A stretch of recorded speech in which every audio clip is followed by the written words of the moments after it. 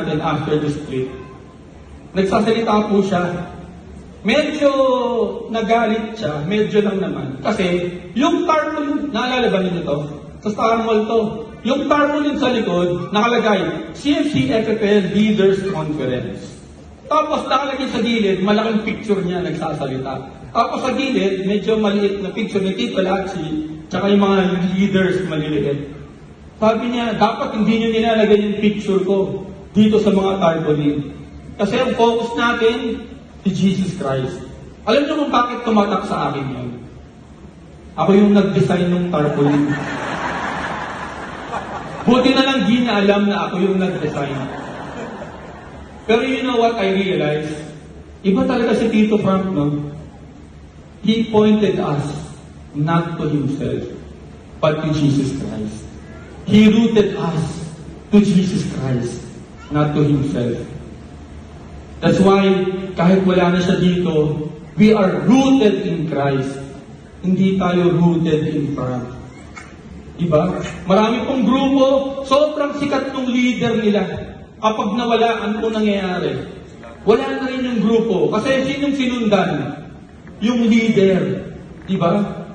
Pero si Tito Frank, sabi nga ni Tito Lacci nung Wednesday, panoorin niyo yung video, hindi siya nagpaka-superstar. Bakit? Kasi isa lang ang superstar sa community natin. Ito lang. Jesus Christ lang. Kanya lang tayo nakaugat. Kahit anong mangyari sa community natin, dito lang tayo nakaugat. We are rooted in Christ. Not rooted in anybody. Not rooted in our leaders. Yung leaders natin, magbabago yan. Mapapalitan yan.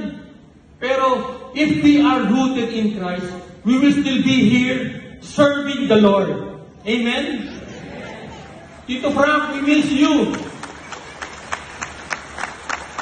It's different na wala ka dito sa harapan, nakikinig. Kanino na kami magpapapicture mamaya. But we know, kay Habi na daw, kay Habi. But we know you are happy. Kasi nung nalaman mo nagkasakit ka, sabi mo, it will be your joy to finally meet your master. Kaya, Tito Frank, we miss you. Thank you. Kasi you built a community rooted in Christ, not rooted in you. Hindi ikaw ang superstar dito, Tito Frank. It's only Christ.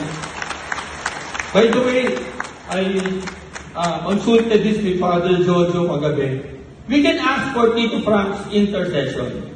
Diba kasi yung process of canonization ng isang tao, diba we know that Tito Frank, diba, is a holy warrior. Diba? And in our hearts, we believe na kasama niya na si God sa heaven. So we can ask for this intercession. Ang caution lang ni Father Jojo, huwag siyang gawing parang litany na may leader na sasabihin, Brother Frank, sasagot, pray for us. So huwag daw pong ganun, kasi that's reserved for canonized saints. But in our personal prayers, sa ating family prayer, if you have concerns, you can, lalo-lalo na kapag matters of faith, family, and life, yung courage ni Tito Frank, you can ask for his intercession. Tapos, dapat specific ko na rin, itong concern ko na to, ang intercessor ko, si Tito Frank. Tapos, document it. Okay, bakit? Because we might know, no, someday, magkaroon tayo ng miracle. Okay, that we can submit, di ba? Si Tito Frank, magiging SG ulit. Di ba? Hindi servant general, pero servant of God. Diba, that's a great blessing for our community na magkaroon tayo ng servant of God. And probably many years after, pag wala na tayo siguro lahat, magkaroon tayo ng Saint Frank Padilla. Diba? We don't know, diba? It's the grace of God.